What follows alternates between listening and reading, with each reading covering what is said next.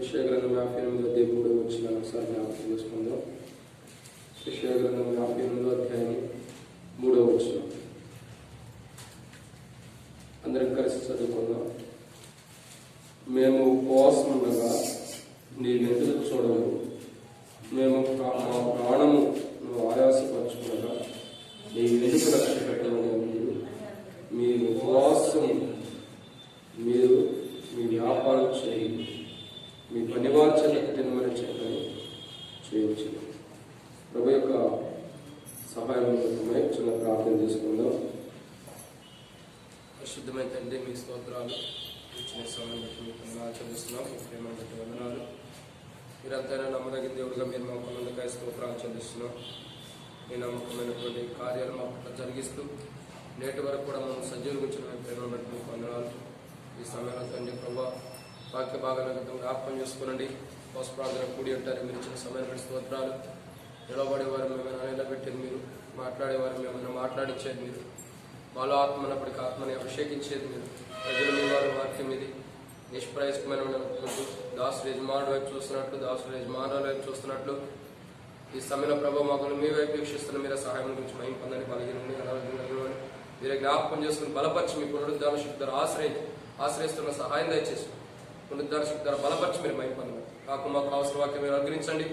కూర్చొని బిడ్డకు వాక్యం అందిస్తానికి ఎట్టి మాత్రం యోగ్యత లేని వాడిని మీ కృపలో జ్ఞాపకం చేసుకున్నాను. ఆ తర్వాత మీరు మాట్లాడమని మీకు అప్పగించుకుంటే మిగతా సమయం దేవునికరంగా చేయమని యేసు ప్రభు పరిశుద్ధమైన నామములో ప్రార్థిస్తున్నాము తండ్రి, ఆమేన్.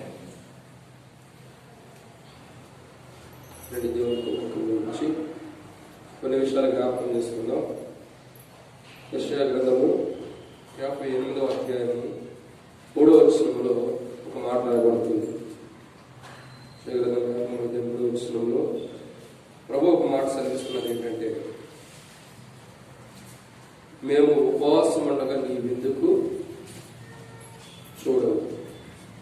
సో ఇప్పుడు ఆ దేవునికి వాక్యం చూసినట్లయితే ప్రభు యొక్క మాట భక్తులు అంటున్నారు, మేము ఉపవాసం ఉండగా ఆయాసపరుచుకుంటున్నాము, ఆకలితో ఉంటున్నాము, ఇవన్నీ చేసిన నీవు మటుకు మమ్మల్ని ఎందుకు మా వైపు చూడలేదు. అంటే ఉపవాసం అంటే ఎలా ఉంటారంటే ప్రజలు చాలా బలహీనంగా అయిపోతారు. చాలా బలహీనంగా వారి యొక్క దేహము చూస్తే, వారి ముఖం చూస్తే అర్థమైపోయింది ఒక 10 రోజులు 20 రోజుల నుంచి ఉపవాసం ఉన్నట్టు, ఇంకొక రోజు ఇక్కడ 10 రోజుల నుంచి ఉన్నట్టు. కాబట్టి ఇంతగా మీరు ఆయాసపరుచుకుంటున్నారు, ఇంతగా మీరు కష్టపడుతున్నారు, భోజనం చేయట్లేదు, ఉపవాసం ఉంటున్నాడు, అన్నపానం మానేస్తున్నారు, అయినను ఎందుకు మా ప్రార్థన వింటలేదు? మీరు ప్రశ్నిస్తున్నారు నన్ను. మేము ఇలా ఉన్నా, మేము ఇలా కష్టపడుతున్నా, మేము ఆకలి చంపుకుంటున్నా, ఆకలి లేని వారు కొంటా, నీవెందుకు మా ప్రార్థన ఆలకించట్లేదు, నీవెందుకు నా ప్రార్థన సమాధానం ఇవ్వట్లేదని మీరు నన్ను అడుగుతున్నారు. దేవుడు అంటాడు, మీరు ఎందుకు నన్ను అడుగుతున్నారు? నేను ఎందుకు మీ ప్రార్థన వింటలేదు? ఎందుకు మీరు ఉపవాసం ఉండగా మీ మొర నేను వింటలేదంటే ప్రభు చాలా విషయాలు బైబిల్లో చెబుతూ వచ్చాడు. మనం ఉపవాసం ఉన్నప్పుడు దేవుడు ఎందుకు వింటలేదు మన ప్రార్థన? మనం ప్రార్థన చేసిన తర్వాత దేవుడు ఎందుకు మన ప్రార్థన సమాధానం ఇవ్వట్లేదు? అనేక పర్యాయంలో మనం ప్రార్థన చేస్తున్న వారికి ఉంటాం ప్రభు సన్నిధిలో. ఎన్నిసార్లు ప్రార్థించినా ప్రభు ఎందుకు మనకు సమాధానం ఇవ్వట్లేదు?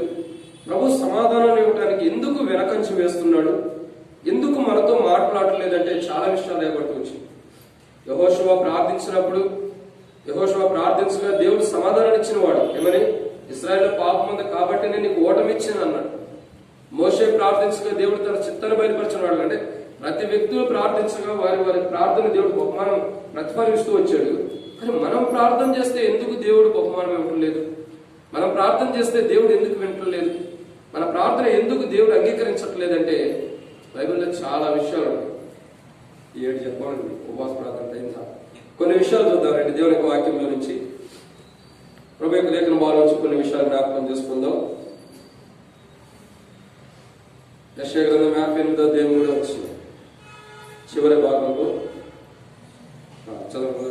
మేము ఉపవాసం ఉండగా నీవు ఎందుకు చూడవు, మేము ఆ ప్రాణమును ఆయాసపరచుగా నీవు ఎందుకు లక్ష్య పెట్టవు అని అందరూ మీ ఉపవాస దినమున మీరు వ్యాపారం చేయదు. సో ఇక్కడ మనం దేవుని వాక్యాన్ని చూసినట్టయితే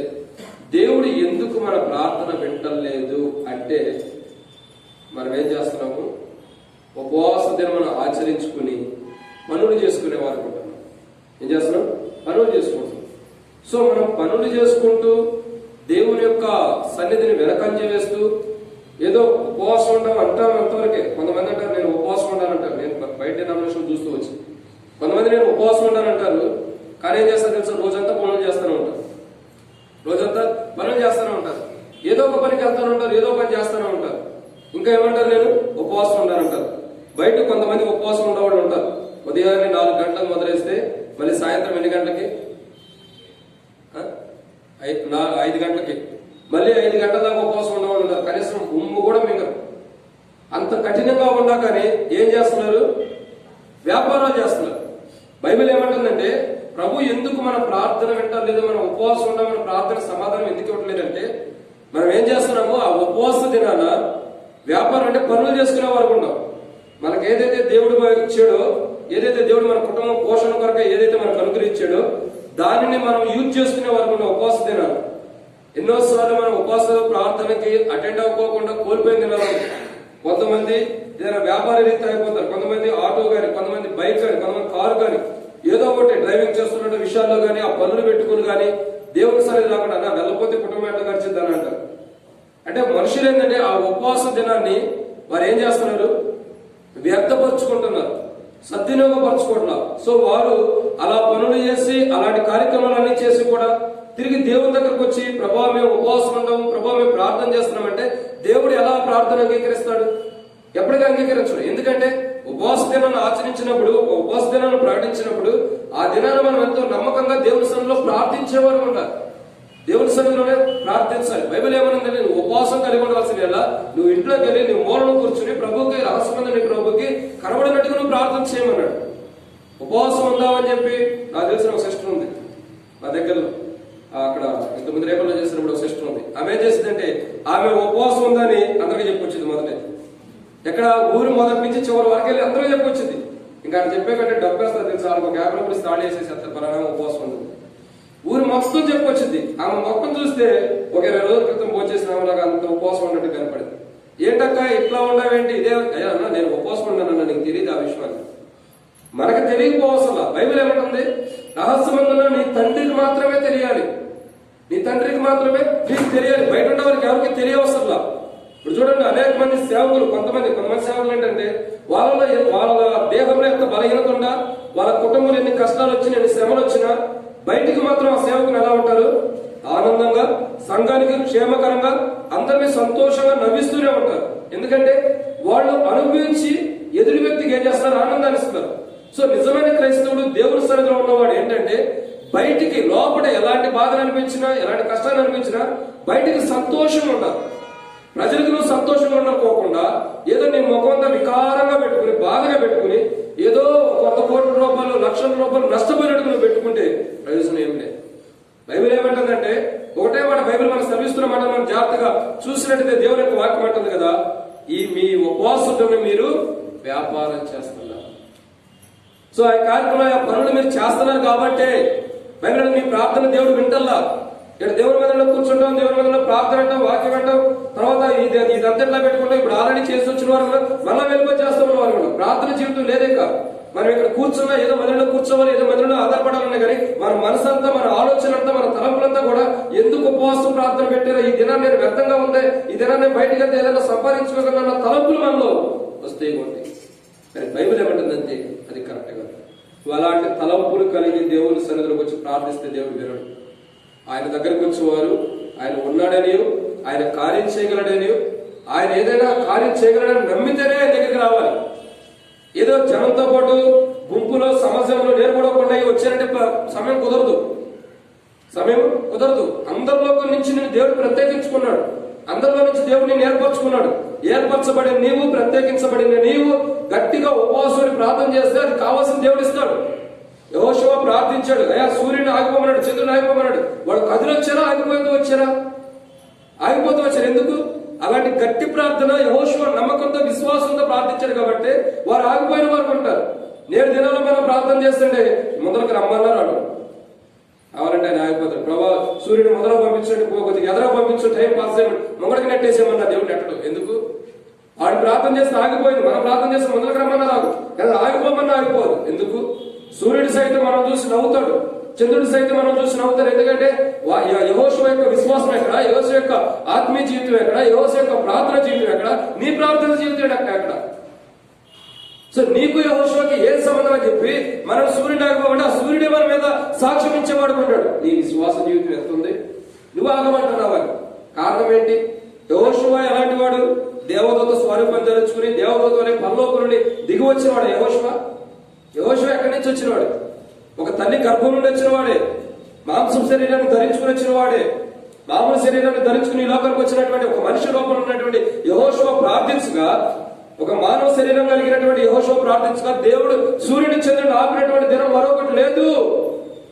అంత గొప్ప కార్యాన్ని యెహోషువ పట్ల దేవుడు చేసేటువంటి కారణం ఏంటి? యెహోషువ దేవుని సన్నిధిలో ప్రార్థించినప్పుడు నిండు మనస్సుతో పూర్ణ హృదయంతో దేవుని వెంబడిస్తున్నాడు కాబట్టి తన ప్రార్థన దేవుడు అంగీకరించిన వాడుకున్నాడు. యెహోషువ ఉపవాసం ఉండి యెహోవా బట్టలు చెప్పుకుని బూడిద పోచుకుని ప్రభు సన్నిధిలో మొరపెడుతున్న వాడుకున్నాడు. అయ్యా, ఎందుకు మాకు ఇంత నష్టం వచ్చింది? మేము ఎందుకు శత్రువులు ఎదుటికైతే ఓడిపోతున్నాం? చిన్న గ్రామం మీద మేము యుద్ధానికి వెళ్ళి ఎందుకు ఓడిపోతూ వచ్చాం? ఎందుకు ఇలాంటి నష్టం వచ్చింది? మాకు ఎందుకు ఇలా నష్టం వచ్చింది? కారణం ఏంటి ప్రభు? దీనికి మార్గం ఏంటో చూపించని యెహోషువ ప్రార్థించగానే దేవుడు ఆలస్యం చేయాల. ఇంకా కొన్నాళ్ళు మీకు నష్టాలు ఉండాలి, కొన్నాళ్ళు మీకు కష్టాలు ఉండాలని ప్రభు ఆలస్యం చేయరు. ఏం చేశాడు? యెహోషువ, ఎందుకు నువ్వు సాగిలపడి మొరపెడుతున్నా? లే, ఇశ్రాయేల్లో పాపం ఉంది కాబట్టే మీకు ఓటమి వచ్చింది. దేవుడు వెంబట సమాధానం ఇచ్చాడు, ఆలస్యం చేశాడు. వెంబట సమాధానం ఇచ్చాడు. ఎందుకు? సమయానికి అనుకూలమైన ప్రార్థన చేశాడు, కావలసినంత వరకే ప్రార్థన చేశాడు, ఏది అవసరమో అని ప్రార్థన చేశాడు. కాబట్టి దేవుడు వెంబటనే యెహోషువకి సమాధానం ఇచ్చిన వాడుకుంటాడు. ఈ దినాన్ని మనం ప్రార్థన చేస్తే మనకు ఎన్ని సంవత్సరాల నుంచి మనం ప్రార్థించినా మన సమాధానం రాకపోవడం వల్ల కారణం ఏంటంటే ఇదే. మనలో విశ్వాసం లేదు, మనలో నమ్మకం లేదు, మనలో యథార్థత లేదు. యెహోషువ ఏది చూశాడు అదే చెప్పాడు. ఎక్కడ ఏది యథార్థం వద్దు దాన్నే ప్రకటించాడు. అది మేలుకరంగా కీడుకరంగా. కానీ మన జీవితంలో ఏంటంటే మేలైన వాటిని కావాలనుకుంటాం, కీడుతో సంబంధించినవి మనకు బాధకరంగా ఉన్నాయి. ఇది నాకు అవసరం లేదా ప్రభు తీసివేయమని.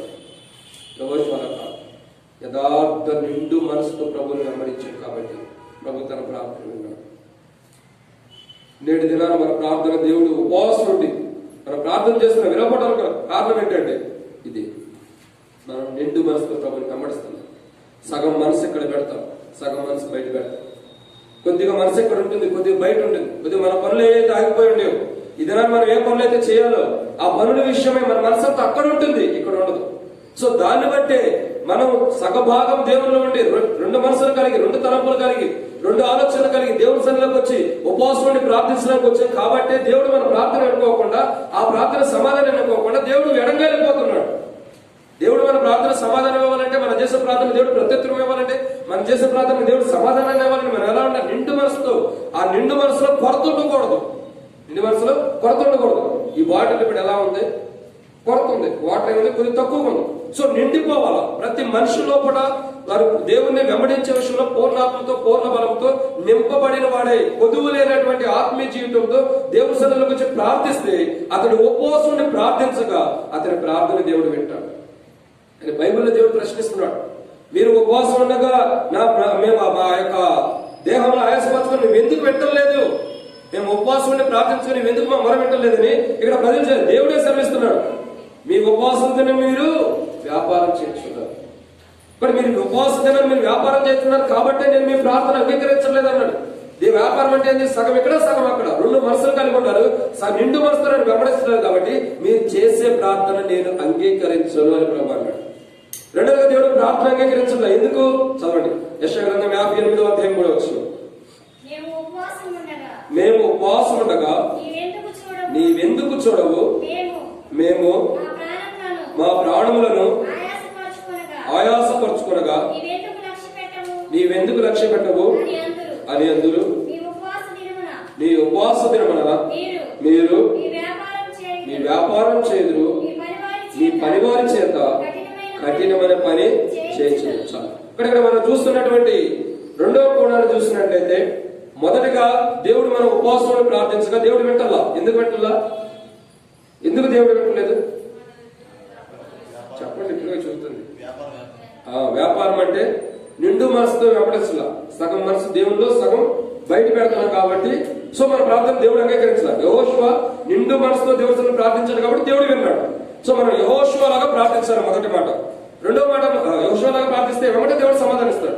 రెండో విషయాన్ని చూసినట్టు ఇక్కడ దేవుడు ఎందుకు మనం ఉపవాసం ఉన్న ప్రభు వింటలేదంటే రెండో మాట, మీ పని వారి చేత కఠినమైన పని చేయించేది. ఇక్కడ అర్థం ఏంటంటే ఒక యజమానుడి కింద పనివారు ఉంటే వారి చేత ఏం చేస్తున్నాడు, కఠినమైన పని చేపిస్తున్నాడు. అంటే వారిని ఎంతో బాధపడుతున్నాడు అని అర్థం. తన కింద ఉన్న ప్రజల్ని, తనకు సంబంధించిన వారిని, తన తోటి వారందరినీ కూడా, అనేక మంది తన కింద ఉన్న ప్రజలందరినీ కూడా ఏం చేస్తున్నాడు, బాధ పెట్టేవాడు ఉన్నాడు. ఒక రకంగా చెప్పాలంటే హింసిస్తున్నాడు అనుకోవచ్చు, ఒక రకంగా చెప్పాలంటే మానసికమైన బాధ పెట్టవచ్చు, వారి ఇష్టానుసారంగా ఏ రీతిలో కావాలంటే ఆ రీతిలో బాధ పెట్టి ఉండొచ్చు. సో దేవుడు ఎందుకు రెండోదిగా మనం ప్రార్థన చేస్తే ప్రార్థన దేవుడు వింటలేదంటే, మన కింద ఉన్న పని వారి దగ్గర మనం ఏం చేస్తున్నాం, కఠినమైన పని చేపిస్తున్నాం. ఇప్పుడు చూడండి, ఎవరైనా సరే కూలి పనికి వెళ్తారు, ఏదైనా చేనులోకి వెళ్ళి పొలంలోకి వెళ్ళి ఏదో పని చేయడానికి వెళ్తారు.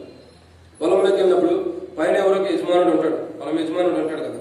ఆ యజమానుడు ఏం చేస్తాడు, యజమానుడు ఆ పొలానికి పొలానికి వచ్చిన వాడు సరైన విధంగా పని చేసినా చేయకపోయినా ఆ వ్యక్తి దగ్గర నుంచుంటాడు. ఆ వ్యక్తి పని చేసేవాడికి ఎలా ఉంటుంది, అయ్యో కొద్దిసేపు వెళ్ళిపోతే పని బాగుంటుంది, తొందరగా వెళ్ళిపోతే బాగుంటుంది అంట. కానీ పని చేపించుకునే ఆయనకి ఎలా ఉంటుంది, ఇంకొంచేపు చేస్తే బాగుంటుంది అనిపించింది. అంటే అర్థం ఏంటంటే యజమానుడికి ఏమో ఇంకొద్ది చేస్తే పని అయిపోతుంది కదా, మళ్ళా దీంతో ఉండవు అన్న ఫీలింగ్ ఉంటుంది. పనివాడికి ఏంటంటే నా సమయం అయిపోయింది కదా, మళ్ళీ వచ్చి చేస్తే పర్లేదు కదా, రేపైనా రావచ్చు కదా అన్న ఫీలింగ్ ఉంటుంది. కానీ రెండు భాగాలుగా ఉంటాం. కానీ బైబిల్ ఏమంటుందంటే కఠినమైన పని చేపించుకోవద్దు అంటాను. ఒకవేళ నీ కింద ఉన్నవాడు నువ్వు చేసిన కఠినమైన పనిని బట్టి, నీ యజమానుడు నీవు ఉన్నావు కాబట్టి నిన్ను బట్టి ఒకవేళ అతను ప్రార్థన చేస్తే, అతను చేసే ప్రార్థన దేవుడు విని నువ్వు కఠినమైన పని చేయించుకున్నా కదా, ఆ పనిని బట్టి నీ ప్రార్థన, ఒకవేళ నీ దగ్గర పనిచేస్తున్నటువంటి దాసుని యొక్క ప్రార్థన దేవుడు వింటే, అతడు ఏం ప్రార్థన చేశాడు అదంతా దేవుడు వింటే కష్టమైపోయింది యజమానుడు. కాబట్టి ఏమంటాడంటే, మీరు మీ పని వారి చేత కఠినమైన పని చేపిస్తున్నారు కాబట్టి ఆ కఠినమైన పనులు చేపించి ఉపవాస ప్రార్థనని అక్కడేమో అనేకులు కఠినపరిచి ఇక్కడికి వచ్చి మృదువైనటువంటి మనసు కలిగి ప్రార్థన చేస్తే అట్టి ప్రార్థన నాకు అనుకూలమైనది కాదని ఖచ్చితంగా దేవుడు సెలవిస్తున్నాడు. ఇంకా అర్థం ఏంటంటే మనుషుల్ని కొంతమంది ఏం చేస్తారంటే కఠినపరుస్తూ ఉంటారు, బాధపరుస్తూ ఉంటారు. ఇది ఇక్కడ పనులు అంటే మామూలుగా మనం చేయొచ్చు, పనులను కూడా అర్థం చేసుకోవద్దు. కొంతమంది అలా అర్థం చేసుకుంటారు. అలా కాదు. పనులంటే ఏంటంటే దేవుని పనులు చేయని, ఏమైనా చేయని ఒక వ్యక్తి కఠినంగా బాధపరిచే విషయాన్ని మనం ధ్యానిస్తున్నాం. ఒక వ్యక్తిని బాధపరుస్తూ వస్తున్నాం. సో నీ మాట ద్వారా ఎదురు వ్యక్తిని బాధపరచవచ్చు, నీ ఆలోచన ద్వారా కానీ, నీ యొక్క విధానాన్ని బట్టి, నీ వైఖరిని బట్టి, నీ జీవితాన్ని బట్టి ఎదుటి వ్యక్తికి బాధకరంగా నువ్వు చేసి ఉంటున్నావేమో, ఒక వ్యక్తిని నువ్వు బాధపడుతున్నావేమో, ఒక వ్యక్తి బాధపడతాను నువ్వు కారకులు అవుతున్నావేమో, ఒక వ్యక్తిని బాధ పెడుతూ ఒక వ్యక్తి బాధపడుతూ ఉండగా సంఘ విషయం కానీ, కుటుంబ విషయంలో కానీ, వ్యక్తిగత విషయంలో కానీ ఒక వ్యక్తిని నువ్వు బాధ పెట్టి నువ్వు వచ్చి మరలా వచ్చి అతను కఠినపరిచి, అతను బాధపరిచి నువ్వు వచ్చి దేవుని మందిరానికి వచ్చి, ప్రభా నేను ఈ సరిలో ప్రార్థన చేస్తున్నాను ప్రభా, ఎంత అనుకోకుండాను తన మీద ఎంత చక్కగా ముసుగు వేసుకున్నాను ప్రభా, నేను సరిలో ప్రార్థన చేస్తున్నానంటే దేవుడు అట్లాంటి ఉపవాస ప్రార్థన వినడు. కాబట్టి అట్లాంటి ఉపవాస ప్రార్థన దేవుడు వినడు. ఎందుకు? మనం చేయాల్సిన పనులను చేసేసి కావాల్సిందంతా అక్కడ ఇంటికాట చేసి మళ్ళీ ఎక్కడికి వచ్చి నేను ఉపవాస దినం అని చెప్పి దేవుని మందిరంలో కూర్చుని చేయాల్సిందంతా బయట చేసి వచ్చి ఇక్కడ దేవుని మందిరంలో కూర్చుని ప్రభావి పరిశుద్ధుడు అంటే దేవుడు ఏంటాడు? ఎట్టి మాత్రమే వినడు. ఎందుకు? నువ్వు అనేకులు బాధపరుస్తూ, అనేకులు గాయపరుస్తూ, నిన్ను బట్టి అనేకులు కఠినపరచబడి, బాధపరచబడి, కన్నీరు కార్చి నిన్ను బట్టి అనేక మంది దుఃఖిస్తున్న వారు ఉంటారు. ఆ దుఃఖించే వారి యొక్క దుఃఖాన్ని దేవుడు వింటే నువ్వు ఎవరైతే బాధపరుస్తున్నావు, ఎవరైతే గాయపరుస్తున్నావు, ఎవరైతే నిందిస్తున్నావో, ఎవరైతే నిన్ను బట్టి బాధపడుతున్నారో ఆ బాధపడేవారు నిన్ను బట్టి ప్రార్థిస్తే ఆ ప్రార్థన దేవుడు, ఒకవేళ దేవుడు తన ఉద్దేశం ఉండి ప్రార్థన అంగీకరిస్తే మన పరిస్థితి ఏంటి? సూర్యుడి గురించి ఎవరో ప్రార్థించగా దేవుడు ఏం చేశాడు? సూర్యుని ఆపేశాడు. అంటే మనుషుడి యొక్క ప్రార్థన, చేసిన ప్రార్థన ఏది అవసరం అది ఎన్నాడు ఏమంటే సూర్యుని ఆపేశాడు. కానీ తాను చేయవలసిన పని దేవుడు ఆపేసిన వాడుకుంటాడు. ఇక్కడ మనం ఒక విషయాన్ని అర్థం చేసుకోవాల్సింది ఏంటంటే, మనము కూడా బాధపరచబడుతున్నాం. మనం ఎవరైతే బాధపడుతున్నామో ఆ బాధపడిన వాడు ప్రార్థన చేస్తే సూర్యుని ఆపిన దేవుడు, ఈ బాధపడుతున్న వాడు సూర్యుని ప్రార్థన చేయక సూర్యుని ఆపాడు. మనం బాధపడుతున్నప్పుడు కానీ లేదా ఎవరైనా మనం బాధ పెడుతుంటే వారు ప్రార్థన చేస్తే దేవుడు మనం ఆపడా ఖచ్చితంగా ఆపేస్తాడు. అవసరమైతే ఈ లోకం నుంచి కూడా తీసేస్తాడు దేవుడు అవసరమైతే. ఎందుకు? నిన్ను బట్టి ఎదురు వ్యక్తి సంఘంలో కానీ, సంఘానికి వెలుపడి కానీ, లేదా నీ కుటుంబంలో కానీ, లేదంటే నీ బంధువుల్లో కానీ, నీ స్నేహితుల్లో కానీ నిన్ను బట్టి నువ్వు అనేకులు గాయపరుస్తున్నావు. నీకు ఉన్నటువంటి పర్పస్ నీకున్న హోదాను బట్టి కానీ అనేకులు నువ్వు గాయపరిచి, బాధపరిచి, అనేకుల యొక్క కన్నీటికి కారణమవుతున్నావు. కాబట్టి నువ్వు ఉపవాసం ఉండి గుండెలు బాదుకున్న దేవుడిని నీ ప్రార్థన వినడు. నీ వస్త్రాలను చెప్పుకోవచ్చు, నీ వస్త్రాలను చెప్పుకుని బూడిద వరకు నువ్వు ఏ రీతిలో ప్రార్థన చేసినా ప్రభు అంగీకరించడు. ఎందుకని బైబిల్ ఏమంటుందంటే, మీరు ఉపవాస దినాన్ని మీరు ఏం చేస్తున్నారు? మొదటిగా వ్యాపారం చేస్తున్నారు, రెండోదిగా కఠినమైన పనులు చేస్తున్నారు. అంటే మొదటిదేమో 2 తలపులు కలిగి ఉంటారు, రెండోదిగా కఠినమైన పనులు. అంటే ఎదుటి వ్యక్తిని బాధపరిచి నేను ఉపవాసం ఉండాలి ప్రభు అని ప్రార్థన చేస్తే ఏ మాత్రమును కూడా దేవుడు వినడు. ఎదుటి వ్యక్తి నిన్ను బట్టి బాధపడితే బైబిల్ రాయబడుతూ వచ్చింది, ఒకవేళ నువ్వు బలి అర్పించేటప్పుడు నీ మీద నీ సహోదరుడికి కోపం ఉందని తెలిసిన ఎడల, నీకు కాదు, నీ మీద ఎవరికైనా కోపం ఉందని తెలిసిన ఎడల నువ్వేం చేయాలా? సమాధాన పడాలి. నా మీద అంకులకు కోపం ఉందని తెలిసినప్పుడు నేనే మొదలు సమాధాన పడాలంట, ఆయన కోపం ఉండగానే. అది దేవుని యొక్క ఉద్దేశం. నువ్వు బలి అర్పించక మునిపే అది నీకు గుర్తొస్తే, ఒక తెలిస్తే నీ అర్పణ అక్కడ విడిచిపెట్టి మొదలు సమాధాన పడి వచ్చి అటు తర్వాత నువ్వు బలి అర్పించమన్నాడు. అంతేగాని నువ్వు బలి అర్పించేసే తర్వాత సమాధాన పడాలి అలా ఏమన్నాడు? నువ్వు మొదటి ఇక్కడ సరి చేసుకుని, నువ్వు వెళ్ళి మొదలు సరి చేసుకుని వచ్చిన తర్వాత ఇక్కడ బలి అర్పించు, అప్పుడు నేను బలిని అంగీకరిస్తాను అన్నాడు. అప్పుడు నేను బలిని అంగీకరిస్తా అంటే అర్థం ఏంటంటే, మనల్ని బట్టి ఎవరైనా బాధపడుతుంటే మనకు తెలుసు మనమే అనేకులు బాధ పెడతాము, మరి వాళ్ళు వచ్చి మనం క్షమాపణ అడగాలి. ఎట్లా అది? నవ్వేమంటుంది? మనం అనేకులు బాధపరచబడుతున్నప్పుడు బాధపడిన వాడు వచ్చి మనం అర్థమైంది, మనం ఎలా క్షమాపణ అడగాలి? అయ్యా నన్ను బట్టి నువ్వు ఇలా బాధపడుతున్నావు, నన్ను బట్టి ఎలా నువ్వు కన్నీళ్ళు కాడుతున్నావు, నన్ను బట్టి నీకు ఎలాంటి నష్టం వచ్చింది, నన్ను బట్టి ఎలాంటి కీడు వచ్చింది, సో నేను నిన్ను ఇబ్బంది పెట్టాను కాబట్టి నన్ను క్షమించని మొదట సమాధానపడి అటు తర్వాత ప్రార్థన చేయాలి. ఆ ప్రార్థన దేవుడు అంగీకరిస్తాడు. ఇక్కడ నాకు తెలియకపోవచ్చు, బస్ కూర్చున్న మీలో మీకు ఎన్ని బలహీనతలు, ఎన్ని అవిధేయతలు, ఎవరంటే ఎవరి కోపం, ఎవరంటే ఎవరి దేశం ఉందని మీకు తెలుసు, నాకు తెలియకపోవచ్చు. బహుశా నేనంటే ఎవరికైనా కోపం అంటే చెప్పండి, ఇప్పుడు క్షమాపణ. ఒకవేళ మీరంటే మీ పక్కన ఉన్న వాళ్ళకి కానీ, మీ తోటి వాళ్ళకి ఎవరైనా సరే మీరంటే మీకు కోపం ఉన్నాయి, ఎవరికైనా కోపం ఉంటే ఈ మధ్యాహ్న కాలంలో మొదటి నువ్వు ప్రార్థన చేయొద్దు, సమాధానం పడిన తర్వాతే ప్రార్థన చేయి. ఎందుకు? నిన్ను బట్టి వాళ్ళు కఠినపరచబడుతున్నారు, నిన్ను బట్టి వాళ్ళు కన్నీళ్లు కారుస్తున్నారు, నిన్ను బట్టి వాళ్ళు దుఃఖిస్తున్నారు. కాబట్టి నువ్వు వచ్చి వాళ్ళు దుఃఖంతో ఉండి వాళ్ళు కన్నీటితో నీ గురించి ప్రార్థన చేస్తుంటే, నువ్వు వచ్చి ప్రభా నేను మంచివాడిని, నేను పరిశుద్ధుడిని ప్రార్థన చేస్తే ఎట్లా వింటాడు దేవుడు? అస్సలు వినడు. ఎందుకు? ఒక పక్కన కన్నీరు కారుస్తున్నాడు నేను గురించి, నువ్వు పెడుతున్న బాధ, నువ్వు పెడుతున్న హింస, నువ్వు పెడుతున్నటువంటి ఇబ్బందులు, సంఘంలో కానీ, సంఘానికి కానీ, లేదా నీ కుటుంబానికి కానీ, నీ వ్యక్తిగత జీవితం కానీ, నీ బంధువులు కానీ, స్నేహితులకు కానీ నువ్వు పెడుతున్నటువంటి బాధను చూసి వారు కన్నీరు పెడుతున్నారు. వారికి కూడా దేవుని మొదలు ప్రార్థన చేస్తుండగా వారి ప్రార్థన దేవుడు వినడానికి వస్తాడు, కానీ నేను ఆ ప్రార్థన దేవుడు వినడు. ఎందుకు? మన హృదయము రాతిలాగా అయిపోయింది. ఎందుకు దేవుడు ప్రార్థన వినడు అన్నది ఒక మాట చెప్పి నేను ముంగడికి వెళ్ళిపోతా, నేను త్వరగా ముగించి వేస్తాను, ముంగడికి వెళ్ళిపోతా. ఏంటంటే, 2 వ్యక్తులు రోడ్డు మీద నడుచుకుంటూ వెళ్తున్నారు దేవాలయంలో. 2 వ్యక్తులు వెళ్తున్నారు. 2 వ్యక్తులు దేవాలయం మార్గంలో వెళ్తుండగా ఒక వ్యక్తి ఏమంటున్నాడు, ప్రభా నేను దశంభాగం కరెక్ట్ గా ఇస్తా, అసలు ₹1 కూడా దాచుకోండి, నేను పర్ఫెక్ట్ గా ఇచ్చేస్తా, దశంభాగం ఇచ్చేస్తా. తర్వాత వారానికి ఒకసారి కానీ, వారానికి 2 కానీ ఎట్లయినా ఉపవాసం ఉంటా, అన్ని ప్రార్థనలు కట్టే ఉంటా, అన్ని గుడికి కట్టే అవుతా. కానీ వీడంత పాపాత్ముడు కాదు, వీడంత పాపాత్ముడు కాదు ప్రభా అంటాడు. మరొక వ్యక్తి అన్నాడు, ఓకే నేను పాపాత్ముడు ప్రభా, ఆయన చెప్పాడు లేదో నాకు తెలియదు, చెప్పిన తర్వాత నేనైతే పాపాత్ముడే, నీ మందిరం ఎదుటి కూడా తలెత్తడానికి అర్హత లేనివాడిని ప్రభా క్షమించాడు.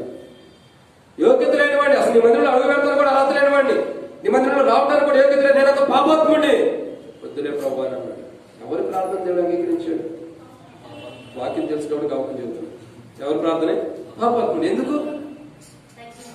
ఎందుకంటే అతని లోపల విశ్వాసం ఉంది, దేవాలయాన్ని ఎదుట ఎత్తడానికి కూడా యోగ్యుడు కాదని తగ్గించుకున్నాడు. కాబట్టి అతని ప్రార్థన దేవుడు విన్నాడు. ఈయనేమన్నాడు, వారానికి 3 సార్లు ఉపవాసం ఉంటా, లేదా 2 సార్లు ఉంటాను, చక్కగా బైబిల్ స్టడీ వస్తాను, సంఘ ప్రార్థనకు వస్తాను, ఆదివారం ఆరాధన చేస్తాను, ప్రభు వల్ల మొదట చేయెత్తుతాను, అన్ని బాగానే చేస్తా, అన్ని ఉండా అల్లున్నట్లు సేని అన్ని ఉంటాయి. ఉండాల్సి ఉంది మనలో బలహీనత, అసలు అదే మనకు దరిద్రంలాగా పట్టుకున్నది. దాన్ని తొలగించుకుంటేనే మన ప్రార్థన దేవుడు వింటాడు. అసలు అన్ని బాగుండా ఉన్న ఒక్క లోపాన్ని బట్టే చూడండి, ఎక్కడైనా పెళ్లి సంబంధాలకు వెళ్తారు, పెళ్లి కూతురిని చూసినప్పుడు అన్ని బాగానే ఉంటాయి, అంత బాగానే ఉండదు, నడిచే నడక కొద్ది వంకలు నడుపుతున్నట్టు, అంత బాగానే ఉండదు, ముక్కు వంకలు ఉందంటే అంత బాగా ఉండదు, చెప్పాడు కదా, ఏదో ఒక్కటే చిన్న పాయింటే దాన్ని బట్టి ఫెయిల్ అయిపోతూ ఉంటాయి. ఇక్కడ అర్థం ఏంటంటే పెళ్లి కాన్సెప్ట్ కాదు. ఇక్కడ అర్థం కావాల్సింది ఏంటంటే ఒక మనిషిలో ఏదో ఒక బలహీనత అనేది మనుషులు చూస్తున్నారు ఖచ్చితంగా ఇది ఉంది లోపం అని. సో దేవుడు కూడా మనం చూసినప్పుడు మనలో ఉన్న లోపాన్ని దేవుడు ఎందుకు చూస్తున్నాడంటే దాన్ని తీసివేయాలి. దేవుడు వాక్యం ద్వారా ఎందుకు మనతో మాట్లాడతాడంటే అది మనలో ఉంది కాబట్టి దాన్ని సరి చేస్తే దేవుడి రాజ్యంలోకి వెళ్తానికి.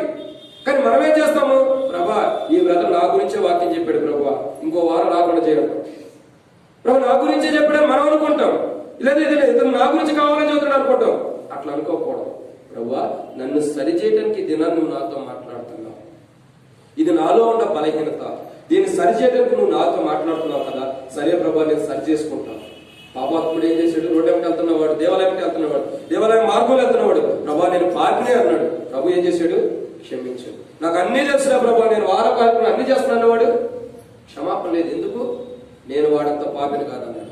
నేటి దినాల్లో మనం అలా ఉన్నాం.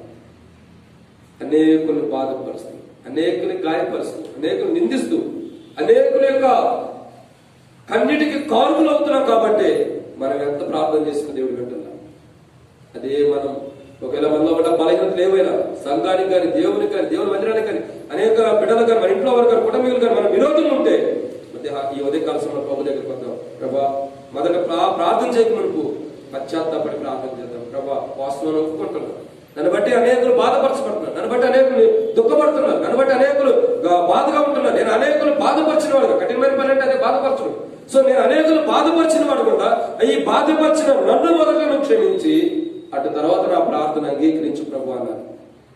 అటు తర్వాత నా ప్రార్థన అంగీకరించు ప్రభు అని మనం ప్రార్థన చేయాలి. అంతేగాని ప్రభా నేను బాగానే ఉన్నాను, పక్కన ఎట్టబడిన పనులు నా ప్రార్థన ఏంటంటే అసలు నీలోనే బలహీనత మొదట దేవుడు నీ ప్రార్థన వింటలే, ఇంకా పక్కన ప్రార్థన వింటాడు దేవుడు మొదలే. ఎందుకు, వచ్చి రాని ప్రార్థనే దేవుడికి ఇష్టమైంది. అన్ని వచ్చి దీర్ఘం చేసేదానికంటే తక్కువగా వచ్చి రాని ప్రార్థనే. ఆ వ్యక్తి ఏమన్నాడు, అయ్యా నేను మందిరం పాప తలెత్తడానికి యోగ్యుడు కానన్నాడు, ప్రార్థన విన్నాడు. ఈయనేమో పురాణం మొత్తం మొదలేసాడు, మొత్తం ఆది కాండం నుంచి ప్రాణకాండం వరకు ఉంటాయి మొత్తం. టైమ్స్ ఉండేది షార్ట్ అండ్ స్వీట్ అయినా సరే, కొద్దిగా అయినా సరే దేవుని దృష్టిలో విలువ కలిగిన ప్రార్థన ప్రాముఖ్యమైనది. సో మనము ఎదుటి వ్యక్తికి ఇబ్బందికరంగా ఉంటే మొదట సమాధాన పడి తర్వాత ప్రార్థన చేయాలి. లేకుండా ఒకవేళ సిగ్గుపడినా సమాధాన పడటానికి ఇష్టపడకపోయినా నువ్వు ఈ రోజు చేసే ప్రార్థన వ్యర్థము. నీ గొంతులో నుంచి వచ్చే స్వరాన్ని బట్టి నీ ఆయుష్ పోయింది తప్ప నీ ప్రార్థన దేవుడు వినడు. ఒక 30 నిమిషాలు వర్తమానం చేస్తే ఒక రోజు ఆయుష్ పోయిందంట, మనిషికి తగ్గిపోయిందంట. సో నువ్వు 1 నిమిషం, ఒక 5 నిమిషాలు ప్రార్థన చేస్తావేమో, గుర్తుపెట్టుకో కనీసం ఒక దినంలో సగభాగం ఆయుష్ పోయినట్టే. ఎందుకు ఆయుష్ పోతుంది, సరైన ప్రార్థన నువ్వు చేయట్లా అంటే నువ్వు నష్టపరుచుకుంటున్నావు. సో ఇక్కడ అర్థం ఏంటంటే అలా నష్టపోకుండా ఉండాలంటే సరిచేపడి ప్రార్థన చేస్తే ప్రభెట్టాడు. మనల్ని బట్టి ఎవరు దుఃఖపడుతున్నారు, ఎవరు బాధపడుతున్నారు, ఎవరు కన్నీరు కారుస్తున్నారు, వారితో క్షమాపణ కలిగి సమాధానపడి ప్రార్థన చేద్దాం. అప్పుడు దేవుడు మన ప్రార్థన పెట్టాడు. 3వ మాట చూద్దాం. యెషయా గ్రంథం 58వ అధ్యాయం. యెషయా గ్రంథం 58వ అధ్యాయం 4వ వచనం.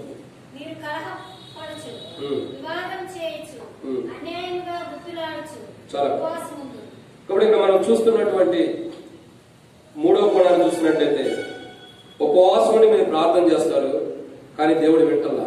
ఎందుకు, మొదటిగా ఎందుకంటే దేవుడు ప్రార్థన వ్యాపారం అంటే ఇక్కడ మనసు ఉంటుంది కానీ ఎక్కడికి వెళ్ళిపోతుంది.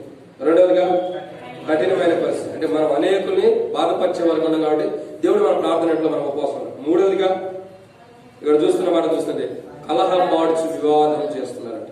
మూడవదిగా ఏం చేస్తున్నారు, కలహం ఆడుతున్నారంట. అంటే ఏంటి, మనకు తెలియదంటూ లేదు ఏంటి, కలహం గురించి తెలిసిన చేయొద్దండి,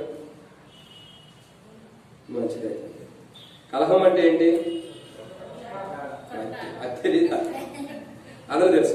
కాబట్టి ఇక్కడ విషయం ఏంటంటే ఉపవాస ప్రార్థనకు వచ్చినప్పుడు ఏం చేస్తారు, కలహం అంటే గొడవాడి కొట్లాట్లు కలిగి ఉపవాస ప్రార్థనలు మరి వచ్చి మందిరంలో ప్రార్థన చేస్తారంట.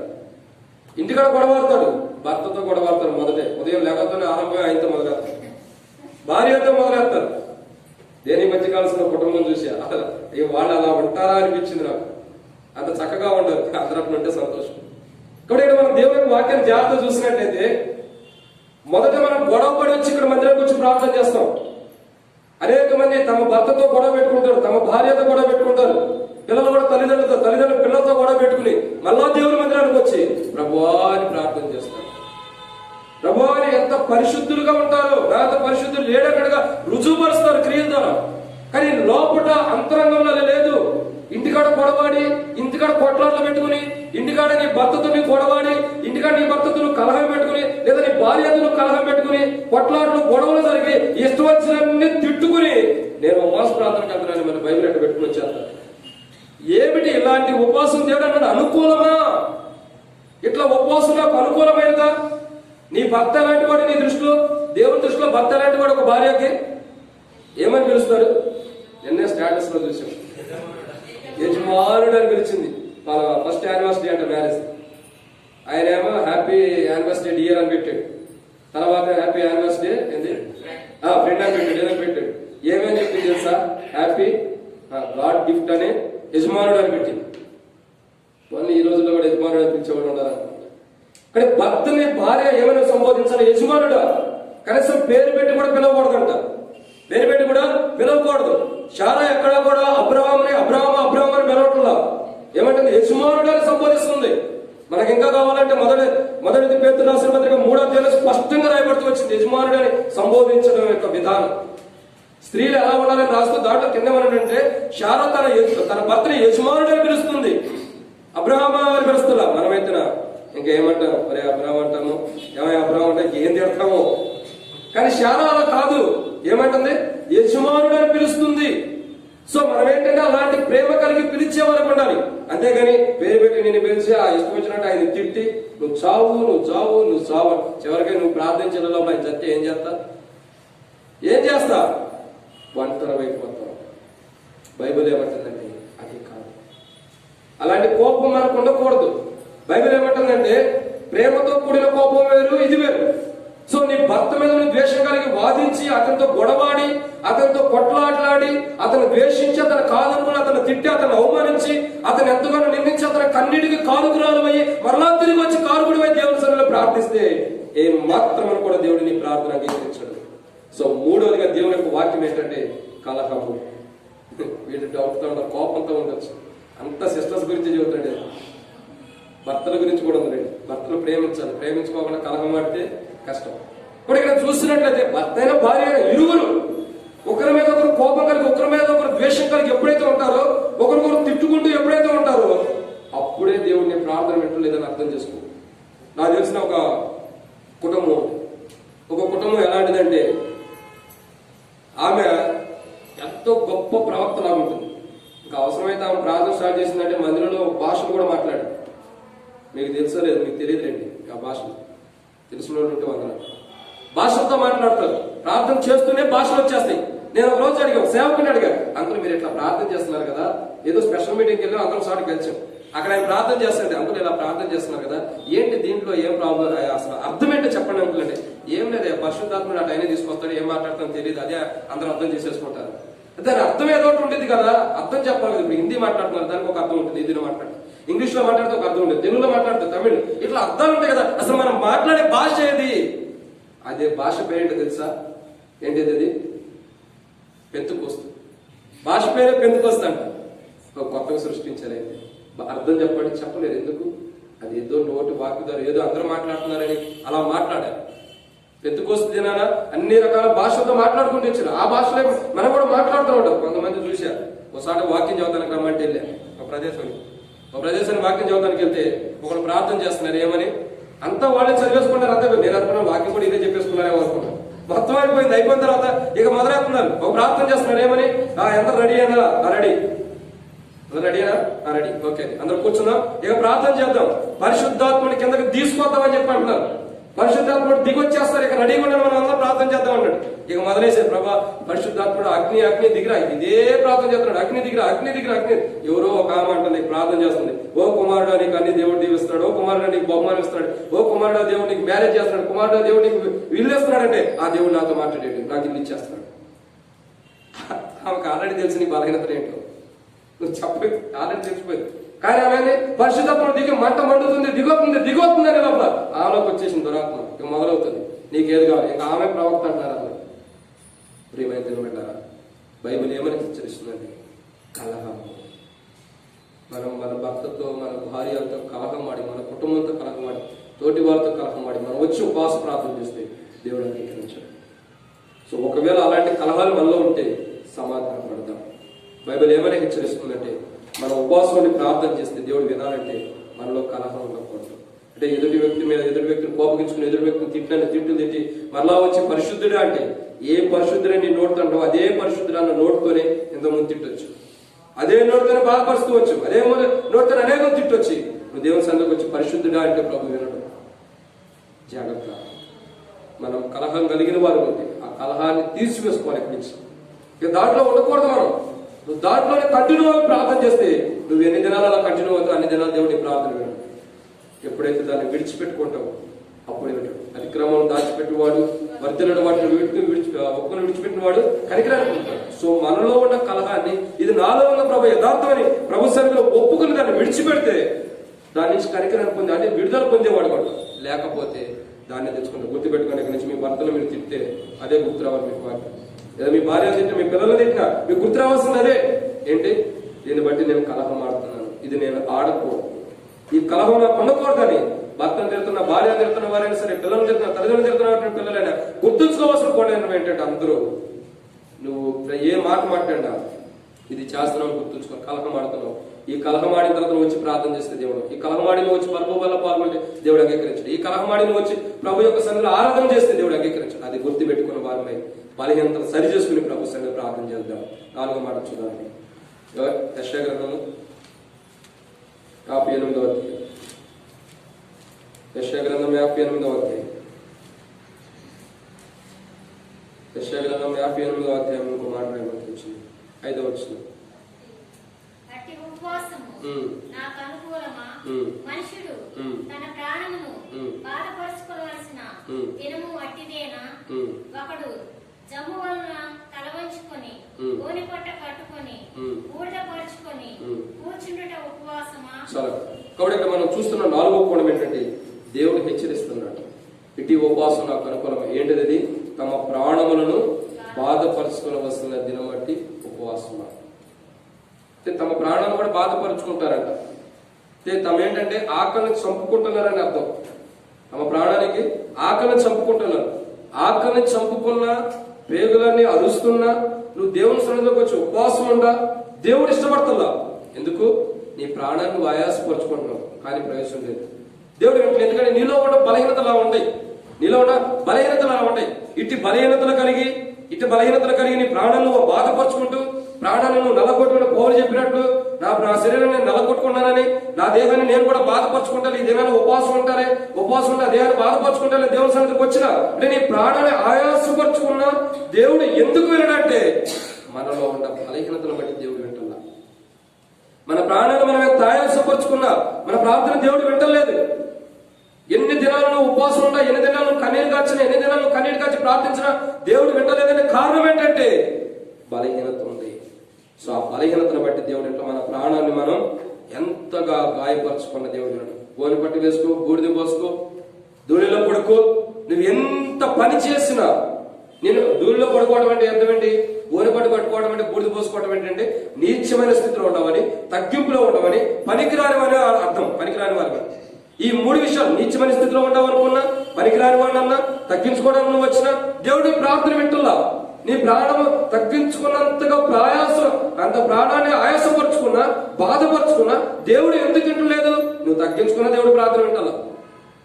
నువ్వు తగ్గించుకున్న దేవుడు ఎందుకు ప్రార్థన వింటలేదంటే సరైన విధానంలో సమాధాన పడతలేదు. నువ్వు సమాధాన పడాల్సిన విషయాల్లో నువ్వు సమాధాన పడతలేదు కాబట్టి నువ్వు ఎంత తగ్గించుకున్నావు అనుకున్నా అది నువ్వు అనుకుంటున్నావు అంతవరకే, భ్రమలో ఉండవు. సో నువ్వు భ్రమలో ఉండి ప్రార్థన చేస్తున్నావు కాబట్టి దేవుడు ఆ ప్రార్థన వింటల్లా. ఆ భ్రమలో నుంచి బయటికి రావాలి. అందుకే బైబిల్ రాయబడుతూ వచ్చింది, ఈ లోక సంబంధమైన దేవత వారి మనోనేత్రాలు మూసివేందు కాబట్టి తేటగా ఏది వాస్తవమో, ఏది అవాస్తవమో, ఏది నిజమో, ఏది అబద్ధమో, ఏది న్యాయమో, ఏది అన్యాయమో అది తెలియకోకుండా ఈ లోక సంబంధమైన దేవత మన మనోనేత్రాలు మూసి ఉంది కాబట్టి దాన్ని తెరవటానికి వాక్యం వచ్చింది. ఈ యొక్క ఉదయ కాల సమయంలో గుర్తుంచుకోవాల్సిన 4వ కోణం ఏంటంటే ప్రార్థన చేయడానికి వచ్చిన మన జీవితాల్లో మనం ఎంత తగ్గించుకున్నాం అనుకున్నా, ఎంత దౌర్భాగ్యమైన స్థితిలో ఉన్నాం అనుకున్నా, దేన స్థితిలోకి వెళ్ళామని దేవుడిని తగ్గించుకున్నా నువ్వెంత తగ్గించుకున్నా దేవుడు నీ ప్రార్థన వింటలేదంటే కారణం ఏంటంటే ఇంకా నీలో బలహీనతలు ఉంటాయి, ఇంకా సమాధాన పడవలసినవి ఉంటాయి, ఇంకా నీలో ఏదో బలహీన తొలగిపోవాల్సినవి ఉంటాయి. ఆ తొలగిపోవాల్సిన ఏంటన్నది నీకు దేవుడికి మధ్యలో అడ్డుగా వస్తున్నాయి. నీకు దేవుడికి మధ్యలో అడ్డుగా వస్తున్నాయి. దేవుడు నీ ప్రార్థన వినుకోకుండా, దేవుడు నువ్వు చేసే ఉపవాస ప్రార్థన దేవుడు వినుకోకుండా, దేవుడు ప్రార్థన అంగీకరించుకోకుండా అడ్డుగా వస్తున్నాయి. అవి అడ్డుగా వస్తున్న బలహీనతలు ఏవైతే ఉండేవో, దేవునికి నీకు మధ్యలో అడ్డుగా ఏవైతే ఉండేవో వాటిని తొలగించుకో. వాటిని తొలగించుకుంటే నువ్వు ఎలాంటి కష్ట పరిస్థితుల్లో ఉన్నా, ఫైనాన్షియల్ ప్రాబ్లం ఉన్నా, కుటుంబం ఆర్థికంగా ఉన్నా, తిండి లేని పరిస్థితుల్లో ఉన్నా, కన్నీరు కాస్తూ బాధల్లో ఉన్నా, నువ్వు ఎంత దుఃఖంలో ఉన్నా, నీకు దేవునికి అడ్డుగా వస్తున్న బలహీనత తీసివేసుకుంటే దేవుడు అంటాడు. బైబిల్లో రాయబడుతుంది, మీకును మీ దేవునికి అడ్డుగా మీ పాపములు వచ్చి. సో మీ పాపములు మీకు మీ దేవునికి అడ్డుగా వచ్చినాయి కాబట్టి దేవుడు ఆ ప్రార్థన వింటలేదు. ఈ దినాన్ని మనం గుర్తుంచుకోవాల్సిన పాయింట్ ఏంటంటే, మనకి మన దేవునికి మధ్యలో ఏం అడ్డుగా వస్తున్నాయి. మనం తగ్గించుకుంటున్నాం, దీన స్థితిలోకి వచ్చి ప్రార్థన చేస్తున్నాం, మన యొక్క జీవితాన్ని ఎంతో ఆయాసపరుచుకుంటున్నాం, మన ప్రాణాలను దుఃఖపరుచుకుంటున్నా, బాధపరుచుకుంటున్నా, దేవుడి మట్టుకు మన ప్రార్థన పెట్టలేదంటే అర్థం ఏంటంటే మనకి దేవునికి మధ్యలో అడ్డుగా ఏముంటాయి, ఏవైతే అడ్డుగా ఉన్నాయో ఈ దినాన్ని మనం వాటిని తొలగించమని ప్రభు సన్నిధిలో ప్రార్థన చేద్దాం. ప్రభా, నాకు నీకు మధ్యలో అడ్డుగా నా బలహీనతలు ఉన్నాయి, నా పాపములు ఉన్నాయి. సో దాన్ని బట్టి నువ్వు నా ప్రార్థన అంగీకరించట్లేదు కాబట్టి అడ్డుగా వస్తున్న పాపాలు ఏంటన్నది నాకు తెలియదు, చేశా కానీ గుర్తులేవు, మర్చిపోయాట. వాటన్నిటిని నాకు గుర్తు చేయి ప్రభా, వాటిని నేను ఒప్పుకుంటాను, వాటిని క్షమించు. ఎందుకు దేవుడు మన ప్రార్థన వింటలేదంటే మనం పరిశుద్ధపరచడానికి నీకు అర్థం కాని విషయం. మనం పరిశుద్ధపరచడానికి ఎందుకు దేవుడు మన ప్రార్థన వింటలేదు, ఎందుకు వింటలేదని దేవుడి దగ్గరికి వెళ్తాం. ఎందుకు వింటలేదో దేవుడు చెప్తాడు. దేవుడు చెప్పినప్పుడు ఏది బలహీనత ఉందో దాన్ని సరి చేసుకుంటే తిరిగి దేవుడు పరిశుద్ధపరుస్తున్నాడు. సో ఇక్కడ మనం గుర్తుంచుకోవాల్సిన 4వ కోణం ఏంటంటే, ప్రభు సన్నిధిలో మనం ప్రార్థించేటప్పుడు, ప్రభు మనం బూడిదలో ధూళిలో ఉన్నప్పుడు కూడా మన ప్రార్థన ఎందుకు వింటలేదు అంటే అంత తగ్గించుకుని, అంత దౌర్భాగ్య స్థితిలో కానీ, దేవ స్థితిలో వస్త్రము చింపుకున్నా కానీ దేవుడు ఎందుకు మన ప్రార్థన వింటలేదంటే కారణం ఏంటి? దేవునికి మనకి మధ్యలో పాపం అడ్డుగా వస్తుంది. ఏవైతే దేవునికి మనకి మధ్యలో అడ్డుగా వస్తున్నాయో వాటిని ఒప్పుకుందాం. 2వ కోణం ఏంటంటే, ఈ భూమి మీద అనేక మంది దేవునికి వారికి మధ్యలో పాపం అడ్డు వచ్చిన వారు, లోకంలో అనేక మంది పాపం చేసి దేవుని దగ్గరికి వెళ్ళలేక సాతానుకి బంధువులు అయిపోయి, సాతాను స్నేహితులు అయిపోయి దేవుని విడిచిపెట్టిన వారు అనేక మంది ఉన్నారు నేటి దినాల భూమి మీద. బయట మనం వెళ్ళి చూస్తే ఎంతమంది ప్రజలు, ఎంతో మంది లోకంలో పడిపోయి లోకానికి దాసులు అయిపోయిన వారు క్రైస్తవులు కూడా ఉన్నారు. ఈవెన్ 2వ విధానం చూసినట్టయితే నాన్ క్రిస్టియన్ కూడా ఉన్నారు, అంటే అన్నిలు కూడా ఉంటూ వచ్చారు. ఈ దినాన్ని మనం ప్రార్థన చేస్తున్న ప్రభా, మొదట నీకు నాకు అడ్డుకు వచ్చిన నా పాపాన్ని తొలగించు, నీకు నాకు అడ్డుకుండా వాటిని తొలగించు. ఎందుకంటే యేసు ప్రభు దగ్గరికి వస్తే యేసు ప్రభు తొలగించేస్తాడు. 2వది ప్రభా, నీకు అనేక మంది ప్రజలు అన్నిలు ఉన్నారు, వారికి మధ్య ఏదైతే అడ్డుకోవడంలో దాన్ని తొలగించి వారికి కూడా రక్షణ అనుగ్రహించు. వారు నశించుకోవడం నీకు ఇష్టం లేదు కదా. ఏ మనుషుడు నశించుకోవడం, ఈ ఆత్మ నశించుకోవడం దేవునికి ఇష్టం లేదు. అందరూ అంతటినూ రక్షణ పొందవాలనే దేవుని యొక్క ఉద్దేశం. సో ఇక్కడ విషయం ఏంటంటే, మనకి దేవునికి అడ్డుకొస్తున్నాయి మొదట మనం తీసివేసుకోవాలి. 2వదిగా ఎదుటి వ్యక్తులు అనేక మంది మనకు తెలిసిన కుటుంబీకులు కానీ, బంధువులు కానీ లోకంలో ఉన్నారు, అనేక మంది ఉంటారు. వారు దేవుణ్ణి ఎరగని వారిని ఉంటారు. లోకాన్ని ఆశ్రయిస్తూ నేడు దినాన విగ్రహాలు ఆశ్రయిస్తూ విగ్రహాలకి ఆరాధన చేస్తూ వాటిని స్తుతిస్తూ విగ్రహాల దగ్గరే సంతోషం ఉందనే అని భ్రమలో ఉండేవారు అనేక మంది ఉంటారు. సో ఈ దినాన్ని మనం ప్రార్థన చేసుకోవడం ఏంటంటే, వారి కొరకు కూడా మనం ప్రార్థించాలి, వారి రక్షణ కొరకు. ఎందుకు? నీకు ఒక అన్యుడు తెలుస్తూ అనుకో, వారికి అతను రక్షించబడకపోయినా, అతను సువార్త చెప్పకపోతే అతని ప్రాణానికి నువ్వే ఉత్తరవాలి. నాకు స్నేహితులు అనేక మంది ఉన్నారని వాట్సాప్ చేస్తావు, అనేక మంది గ్రూప్ లో పెట్టేస్తావు, అనేక మంది ఫ్రెండ్స్ ఉంటారు, వాళ్ళందరికీ నువ్వు వాక్యాలు అనేక రకాల మామూలు వ్యర్థమైన మాట్లాడుకుంటూ వస్తావేమో. అని గుర్తుపెట్టుకో, ఎవరైనా ఒక వ్యక్తిని స్నేహితుడయ్యాడంటే, ఒక అన్యుడు, అతని ప్రాణము బట్టి నువ్వే ఉత్తరవాలి. అతను చనిపోతే, ఒకవేళ మార్గంలో వెళ్తున్నప్పుడు అతను చనిపోయాడు అనుకోండి, అతను మీ నిమిత్తమై పడింది. చూడండి, అనేక మంది కారులో బస్సులో వెళ్తున్నప్పుడు కూర్చున్న వాళ్ళు సీట్లోనే చచ్చిపోయేవాడు ఉంటారు. వాడి దగ్గరికి కానీ ఇంకో కోణం, పక్కన కూర్చున్నవాడు క్రైస్తవుడైతే పక్కన ఉన్నవాడు చనిపోయినప్పుడు అతని ప్రాణానికి ఇతరే ఉత్తరవాది. ఎందుకు? దేవుడు అతను అక్కడ ఎందుకు కూర్చోబెట్టాడంటే ఆ వ్యక్తికి సువార్త చెప్పాడు. ఆ వ్యక్తికి చిన్న మాట నువ్వేం చెప్పలేకపోయినా, యేసు ప్రభు నమ్ముకో, చర్చికి రా, ప్రార్థన ఒక చిన్న మాట చాలు, అదే సాక్ష్యం ఇస్తుంది. ఒక్కొక్కసారి మేము సువార్త చెప్పలేని స్థితిలో ఉన్నప్పుడు ఒకే 2 మాటలతో చెబుతాం. ఒకరు బుక్ తీసుకొని ఒకరు ఇష్టపడరు. అట్లా సమయం నేను చెప్తాడు అలా, దేవుని నమ్ముకుంటే, యేసు ప్రభు నమ్ముకుంటే పాపాలు క్షమించబడితే దేవుని మందిరానికి రండి అని చెప్తుంది. ఇదే చాలు, ఈ 2 మాటలే సాక్షాత్తం ఉంటుంది రేపు దినాన్ని. చచ్చిపోయిన వ్యక్తి రేపటిదైనా నిన్ను గురించి అయ్యా ఎవరు నా సువార్త చెప్పలేదు, కనీసం నా పక్కన నేను కూర్చున్నాడే ఈయన నాకు సువార్త చెప్పలేదని నీ మీద నిందించకూడదు. సో నీవేం చేయాలా? వాళ్ళ గురించి కూడా ప్రార్థన చేయాలి, వారికి వాక్యం చెప్పాలా. బైబిల్ ఏమైనా సెలవిస్తుందంటే నాలుగో మాట ఏంటంటే మనం తగ్గించుకున్న దేవుడు మన ప్రార్థన వింటున్నాం. కారణం ఏంటి? దేవునికి మనకు అడ్డుగా పాపాలు వస్తున్నాయి, వాటిని తొలగించుకుందాం. ఏంటన్నా ఏదైతే అడ్డు వస్తుందో దాన్ని పూర్తిగా తొలగించుకోవాలి. ఒక మాట గుర్తుపెట్టుకోండి, ఈ గోడ మనకు అడ్డుగా ఉందనుకోండి, అవతల కోసం మనం తీసుకున్నాం. ఈ గోడ మనకు అడ్డుకుంటే ఏం చేస్తాం? కొంతమంది అక్కడ కూడుకొని కొంతమంది ఇక్కడ కూడుకొని అంటావా? ఏం చేస్తాం? దీన్ని తీసివేసి ఉభయం ఐక్యమవుతాం, అంటే ఒకటైపోతాం. సో ఇరువురు ఒకటైపోతాం. ఆ మధ్యలో గోడ తీసేసి మనం అందరం ఒకటైనట్టు చూపిస్తాం. సో దేవునికి మనకి మధ్యలో వచ్చిన అడ్డుకు గోడ తొలగించి ఈ పక్కన ఉన్న నీవు అటు పక్కన దేవునితో కలిసి ఉంటారు. అప్పుడే దేవుడిని ప్రార్థన పెట్టారు. సో అలా కలవాలంటే మధ్య కూడా పడగొట్టాలంటే మన వల్ల కాదు. ఎవరు పడగొట్టగలుగుతారు? యేసు ప్రభు. సో యేసు ప్రభు దగ్గరకు వచ్చి, ప్రభా నాకు నీ దేవునికి మధ్యలో ఉన్న అడ్డుకు కూడా నీవే పడగొట్టి తండ్రికి నాకు మధ్యలో ఉన్న అడ్డు కూడా పడగొట్టి ఒకవేళ ఐక్యపరిచి మా ప్రార్థనని విను ప్రభు అంటే ఖచ్చితంగా దేవుడు ఆ ప్రార్థన ఉంటాడు. ఎందుకు? యేసు ప్రభుని ఆశ్రయించాం కాబట్టి. యేసు ప్రభు శిలువ కార్యం ద్వారా ఆ అడ్డుగోడం తొలగించి తిరిగి దేవుడితో నేను సమాధానపరుస్తాను. అందుకే రాయబడుతూ వచ్చింది అపొస్తలుడైన పౌలు రోమీయులకు రాసిన పత్రిక 5వ అధ్యాయం మొదటి వచనంలో ఇదే మాట రాయబడుతూ వచ్చింది, దేవునికి మిమ్మల్ని సమాధానపరిచాడు. సో యేసు ప్రభు శిలువ కార్యం ఆ యొక్క గోడ ద్వారా మధ్యపు గోడ దేవుడు పడగొట్టి అంటే దేవునితో మనుషుని సమాధానపరిచాడు. ఒకప్పుడు సమాధానం లేని వారు దేవునితో మాట్లాడతాను కూడా అర్హత లేదు. దేవునికి మనకి అసమాధానం ఉంది. అసమాధానం కూడా మనల్ని దేవుడు యేసు ప్రభు ద్వారా దేవుడు సమాధానం పరుచుకునే బిడ్డలు సిద్ధపరిచాడు. అట్లాంటి ప్రభు సన్నిధిలోకి వచ్చి ప్రార్థన చేద్దాం. ప్రభు ఇంకా నాకు నీకు అడ్డుగా వస్తుంటే యేసు ప్రభు వారి రక్త ప్రోక్షణ కిందకు వస్తున్నాడు. యేసు ప్రభు రక్తాన్ని ప్రోక్షించుకుంటాడు. ఆ రక్తంతో నా బలహీనత నా పొరపాటు క్షమించు ప్రభు, దయచేసి నా మనవిని సమాధానం ఏమంటే ప్రభు ఇచ్చేవాడు ఉంటాడు. నీకు నాకు అడ్డుగా వస్తుంది, నాకు గుర్తులేమేమో, మర్చిపోయానేమో, ఆ బలహీనతలన్నింటినీ ప్రభు నువ్వు తీసివేయమంటే ప్రభు తీసివేసేవాడు ఉంటాడు. 5వ విషయాన్ని చూసి ప్రార్థన చేసుకున్నాం. యెషయా-గ్రంథం 58వ అధ్యాయం. యెషయా-గ్రంథం 58వ అధ్యాయం 4వ వచనం చివరి భాగంలో. యెషయా-గ్రంథం నీ కంఠధ్వని పరమను వినబడినట్లు మీరిప్పుడు ఉపవాసం ఉండేదురు, అట్టి ఉపవాసం నాకు అనుకూలం. కాబట్టి చివరిగా మనం చూస్తున్నాం 5వ మాటను చూసినట్లయితే ప్రభు అంటాడు కదా, ఇట్టి ఉపవాసం నాకు అనుకూలం. ఇట్టి ఉపవాసం నీ కంఠస్వరం ఆకాశం వినబడాలని గట్టిగా అరుస్తున్నారు, పెద్దగా అరిచి ప్రార్థన చేస్తున్నారు. కానీ ఆ ఉపవాసం నాకు అంగీకారమైందా? దేవుడు ఇష్టపడే బలి ఏంటి? దేవుడు ఇష్టపడే వ్యక్తులు ఎవరు? కీర్తన 51 రాయబడుతూ వచ్చింది, విరిగి నలిగినటువంటి హృదయం. సో దేవుడు కోరేది ఏంటంటే గొప్పగా పెద్ద అరుపులతో చేసే ప్రార్థన కాదు.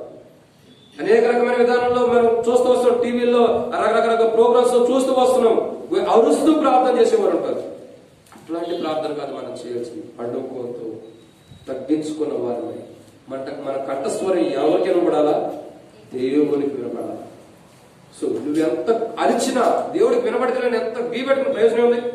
మనం చూస్తూ వచ్చాం, అగ్ని గురించి దేవుని గురించి చూస్తూ వచ్చి అక్కడ ఏం చేస్తూ వచ్చాం, కొంతమంది అగ్ని గురించి చూస్తూ వచ్చినప్పుడు ఏలియా వచ్చిన సమయంలో 400 మంది దాకా ఏం చేస్తున్నారు? తమ దేహాలు కోచుకుని మొరపెడుతున్నారు, ప్రార్థన చేస్తున్నారు.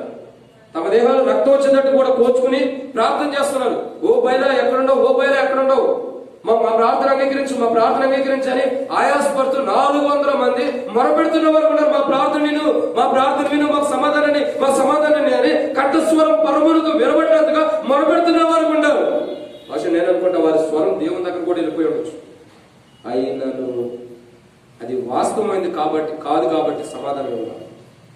నిజమైన దేవుడు ఎమ్మటి సమాధానం ఇచ్చాడు. విషయం ఏంటంటే మన దేహం మన ఆ నోట్లో ఉంచు కంఠస్వరం ఆకాశం వినబడాలని ఎంత గొప్పగా నువ్వు ప్రార్థన చేసినా ప్రయోజనం లేదు. కానీ ఏలియా అలా ప్రార్థన చేసాడు. వాళ్ళందరూ గొప్పగా అరుస్తున్నారు. ఇంకా ఏలియా మీ దేవుడు నిద్రపోయడం లేకుండా అంటే ఇంకా కోపం వచ్చి ఇంకా అరుస్తున్నారు. ఎంత గొప్పగా అరిచినా వారి ప్రార్థన దేవుడు వినలా. ఎవరి ప్రార్థన విన్నాడు? ఏలియా అలా ప్రార్థన చేశాడు. నిర్మలంగా మామూలుగా జనరల్ గా తగ్గించుకున్నవాడే అబ్రహాము, ఇస్సాకు, యాకోబు దేవా దయచేసి ఒకసారి జ్ఞాపకం చేసుకో. ఏలియా చేసే ప్రార్థన ఎలా ఉంది, వారు చేసింది ఎలా ఉంది. మనము అలాంటి స్థితిలో ఉన్నాం. మన దేహాన్ని మనం నష్టపరుచుకుంటున్నాం. వాళ్ళు కూడా తమ దేహంలో ఉన్న బ్లడ్ అంతా పోగొట్టుకుంటున్నారు, నష్టపరుచుకుంటున్నారు. అంతా వాళ్ళు కృషించుకోవడానికి ఇష్టపడినా వారి ప్రార్థన వినలా. కానీ ఏలియా తక్కువతో తగ్గించుకున్నాడు, పడిపోయిన స్థితిని తిరిగి మరలా కట్టుకుని ప్రార్థించగా దేవుడు విన్నాడు. ఇది నా అంశం ఏంటంటే, మన కంఠస్వరం పనకు వినబడినట్టు పరమనకు వినబడినట్టు మనం ఎంత ప్రార్థన చేసిన దేవుడు వినడు. దేవుడు వినాలంటే ఏలియా వలె చిన్న తగ్గించుకొని మనకు కలిగిన దాంతో సంతృప్తిగా మొదట మన స్థితిని తిరిగి కట్టుకోవాలి. పడిపోయిన మన స్థితి, ఎక్కడైతే నష్టపోయామో, ఎక్కడైతే లోకంలో పడిపోయామో, ఎక్కడైతే పాపనే పడిపోయామో, ఆ పడిపోయిన స్థితిని మొదట మనం కట్టుకుని అటు తర్వాత మనం ప్రార్థన చేస్తే దేవుడు వింటాడు. మొదట పడిపోయిన స్థితిని మనం కట్టుకోకుండా, మన పడిపోయిన స్థితి అంటే మనం గుర్తెరక్కోకుండా, ఏ స్థితిలో నువ్వు పడ్డావో అది గుర్తెరక్కోకుండా నువ్వు వచ్చి ప్రభువాని ప్రార్థన చేస్తే దేవుడు ఎలా వింటాడు? పడిపోయిన ప్రాకారాలు కట్టుకోవాలి. పడిపోయినటువంటి స్థితిని మరలా తిరిగి కట్టుకుని అటు తర్వాత మనం ఏలియా వలె ప్రార్థన చేస్తే దేవుడు వింటాడు. లేకుంటే బయలుదేవతలకు ఆరాధించిన ప్రవక్తలే కంఠస్వరం పరమకు వినబడినట్టుగా మనం ప్రార్థన చేసినా దేవుడు వినడు. ఎందుకు? మనం ఇంకా ఏలియా యొక్క స్వరూపంలోకి మనం రాలా. మన బయలుదేవతల ప్రవక్తల యొక్క స్వరూపంలో ఉన్నాం, కానీ ఏలియా యొక్క స్వరూపంలోకి మనం రాలేదు. కాబట్టి దేవుడు మన ప్రార్థన వినడు. అందుకంటాడు కదా, మీరు మీ కంఠస్వరం పరమకు వినబడినట్టు మీరు ప్రార్థన చేసిన, నేను ఇంట్లో ఉపవాసం నేను అనుకూలమైనదా, నేను వింటాను అనుకున్నారా, నేను ఏ మాత్రం వినను. ఎందుకు? మీరు ఎంతగా ప్రార్థన చేసిన ప్రయోజనం లేదు. కారణం ఏంటి? మీరు కంఠస్వరం పైకి వినబడినట్టుగా ఉంది, కానీ మీ హృదయాలు మీకు నాకు దూరంగా ఉన్నాయి. సో ఏలియా పడిపోయిన బలిపీఠాన్ని కట్టుకున్నాడు. పడిపోయిన తన స్థితిని మళ్ళా తిరిగి కట్టుకున్నాడు. ఎక్కడ పడ్డాడు అది తిరిగి కట్టుకుంటూ వచ్చాడు. మనం కూడా పడిపోయినటువంటి మన స్థితిని కట్టుకుంటూ వస్తే దేవుడు తిరిగి మళ్ళా మన ప్రార్థన, పడిపోయిన బలిపీఠాన్ని కట్టిన తర్వాత ఏలియా ప్రార్థించగా దేవుడు ప్రార్థన విన్నాడు. పడిపోయిన స్థితిని మళ్ళా తిరిగి తెచ్చుకుని బలిలాగా మన హృదయంలో ఏదైతే అవసరం ఉందో ఆ ప్రార్థన మనం ప్రభు సన్నిధిలో కుమ్మరిస్తే ఆకాశం నుండి అగ్ని వచ్చి దాన్ని దహించి వేస్తుందంటే ఆకాశం నుండి దేవుడు సమాధానాన్ని ఇస్తాడు. మనకి పడిపోయిన బలిపీఠం కట్టుకున్నాడు, పడిపోయిన మన స్థితి కట్టుకోవాలా, బలి అర్పించాడంటే ప్రార్థన అర్పించాలి. పడిపోయిన తర్వాత తిరిగి క్షమాపణ మనం ప్రార్థన చేస్తే దేవుడు ఆకాశం నుండి అగ్ని పంపించి ఏ రీతిలో అయితే సమాధానం ఇచ్చాడు, అదే రీతిలో ఆకాశం నందున్న దేవుడు మన ప్రార్థన విని తిరిగి మనకు సమాధానం ఇస్తాడు. ఏలియా ప్రార్థించిన దేవుడి దగ్గరకు ఆ ప్రార్థన విని మనం తిరిగి సమాధానం వెంబడే వచ్చింది. పడిపోయిన స్థితిని కట్టుకుని తిరిగి దేవుడి సంఘం మనం ప్రార్థిస్తే మన ప్రార్థన దేవుడు విని మరలా ఎమ్మటే దేవుడు విన్న దేవుడు ఎమ్మటే ఇక్కడ కూర్చున్నప్పుడే ఎమ్మటే సమాధానం ఇచ్చేస్తాడు దేవుడు. నేను ఒక సిస్టర్ జ్యోతి వచ్చిందన్న, నా జాబ్ గురించి ప్రార్థన చేస్తున్నప్పుడు దేవుడు వెమ్మటే సమాధానం ఇచ్చి ఎక్కడే నాకు పోస్టింగ్ ఇచ్చాడు. మనం ప్రార్థన చేసినప్పుడు దేవుడు వెమ్మటే మన సమాధానం ఇస్తాడు. పడిపోయిన స్థితిని తిరిగి కట్టుకుంటే దేవుడు ఇస్తాడు. ఆ పడిపోయిన స్థితిని కట్టుకుందాం, ప్రభు సన్నిధిలో ప్రార్థన చేద్దాం. ప్రభు తిరిగి మరలా తన సమాధానం మనకిచ్చి మనం చేసే ప్రార్థన ప్రభు అంగీకరించి ఇక్కడ ఉండగానే, ఇక్కడ ఉండుతూనే మనకి ఏదో అవసరం ప్రార్థించగానే ప్రభు మన సమాధానం ఇచ్చి కాపాడుగా. అయితే ప్రభు మాట్లాడతాడు, మీరు చేసే ఉపవాసం నాకు అనుకూలమైంది. ఎట్టి ఉపవాసం అనుకూలమైంది కాదు. మొదటిగా వ్యాపారం, రెండోదిగా కఠినమైన, మూడోదిగా కలహం, నాలుగోదిగా ప్రాణం ఆయాసపరుచుకుంటున్నాం, తగ్గించుకున్న ప్రయోజనం అడ్డుగా ఉన్నాయి, ఐదోదిగా కంఠస్వరం ఆకాశం. ఎన్ని కార్యాలు మీరు చేసినా నాకు అనుకూలమైనది కాదు. ఎట్టి ఉపవాసం అనుకూలమైనది అమర్చది ప్రార్థన. 6వ వచనం, దుర్మార్గులు కట్టిన కట్టలను విప్పుటయు, కాడిమారు మేకులు తీయటయు, బాధింపబడిన వారిని విడిపించలేవు, ప్రతి కాడిని విరగొట్టటయు నేను ఏర్పరచుకున్న ఉపవాస దినం కదా. దేవుడు అంటున్నాడు, ఇదే కదా నేను ఏర్పరచుకుంది. ఏంటది? మీ కాడిని విరగొట్టాలి. ఇంకేమన్నాడు? మీకు ఏదైతే కట్టు చేత బంధించబడినా అది విప్పబడాలి. ఇంకేమంటున్నాడు? బాధించబడి వారిని విడిపించుట, ప్రతి కాడిని విరగొట్టుట. ఇదే నాకు ఇష్టమైన ఉపవాసం. ఇది కదా ఉపవాసం అంటే. అసలు మీరు ఉపవాసం తినప్పుడు నేను చేయాల్సిన కార్యం దేవుడు అన్నాడు. నేనేం చేయాలంటే మీ కట్టును విప్పదీయాలా, మీ కాడిని విరగొట్టాలా. ఇవన్నీ మీరు చేయాలంటే అలా చేయకూడదు. ప్రార్థన 5 కోణాలు చూస్తూ వచ్చారు. ఆ కోణాల్లో మీరు ప్రార్థన చేస్తే మీ కట్టును విప్పబడవు, మీ కాడి విరగొట్టబడదు, మీ ఉపవాసం అంగీకరించబడదు. మీరు మీ ప్రార్థన వినాలన్నా, మీ కాడి విరగొట్టాలన్నా, మిమ్మల్ని మీ బందీల నుంచి విడిపించాలన్నా మీరేం చేయాలా? అనుకువగా, నెమ్మదిగా, మెలుగుండి ఏదేమని ప్రార్థన చేస్తే దేవుడు వింటాడు. పడిపోయిన దాన్ని కట్టుకుంటే దేవుడు వింటాడు, లేకపోతే దేవుడు ఏమాత్రం వింటాడు. కాబట్టి దేవుడు మన ప్రార్థన వినట్లును, మనం చేసే ప్రార్థన దేవుడు అంగీకరించినట్లును, ఆయనకు అంగీకారం ఉన్నట్లు, పడిపోయిన మన స్థితిని తిరిగి కట్టుకోవడానికి ప్రభు కృపణించినట్లును, మనం చేసే ప్రార్థన దేవుడు అంగీకరించి ఏలే ప్రార్థించాక దేవుడు విని సమాధానం ఇచ్చినట్లు మన ప్రార్థన కూడా ప్రభు సమాధానం ఇచ్చినట్టు ప్రభు కృప తోడైన కాక.